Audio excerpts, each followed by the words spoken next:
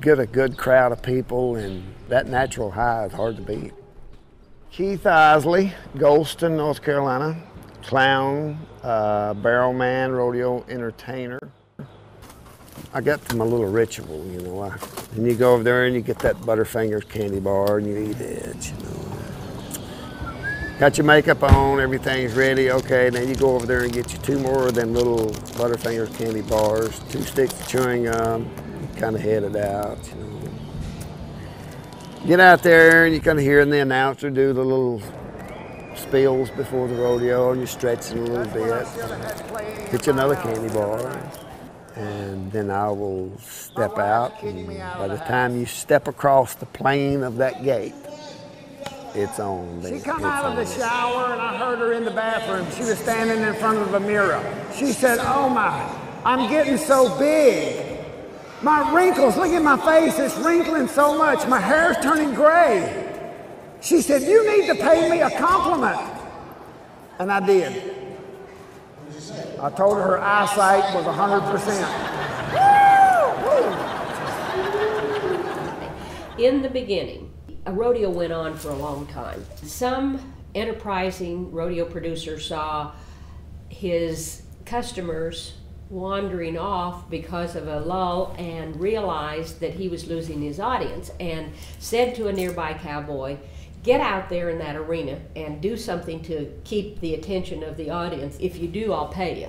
I finally realized once you get the makeup on, you can do a lot of different things, and people expect you to, you know, be funny and do some weird things. And, you know, and nowadays I'll go to some rodeos and I may go to a Kiwanis luncheon or something like that. They want me to get up and speak. Oh no. I said, listen, I'll go and talk to the people at the table and eat your food, but I hate to get up and talk to a big crowd of people without my makeup on. I use that as my shield. In the early 20s, a rodeo producer named Vern Elliott introduced Brahma bulls, and the Brahma has a snuffy attitude. I mean, he is not a pleasant person.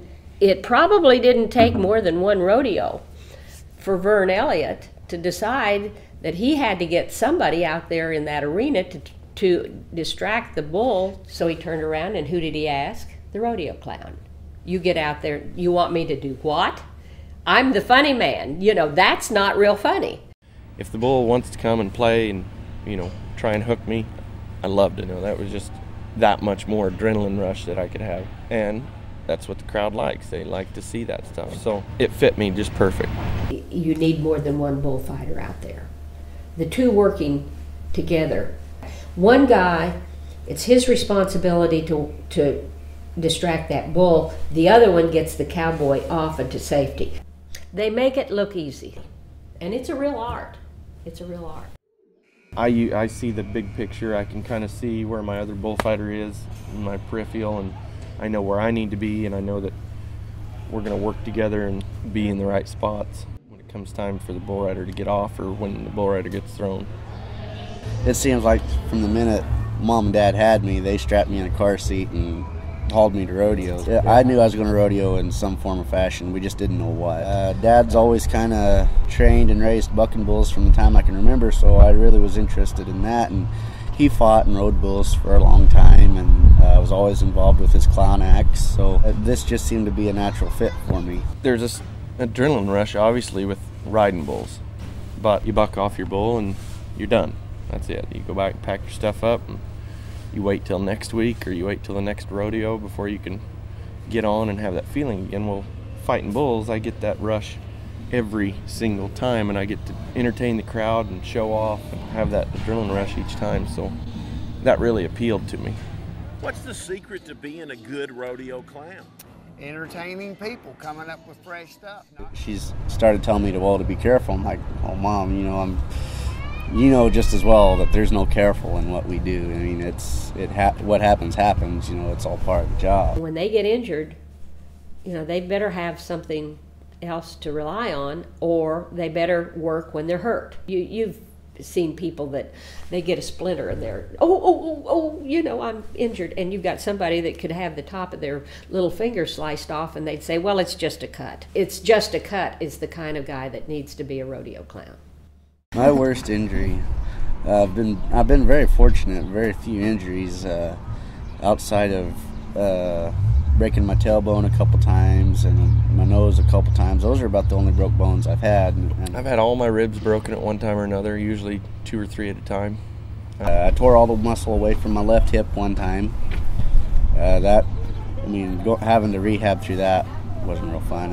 It's not really if you're going to get hurt, it's when you're going to get hurt and then how you're going to deal with it.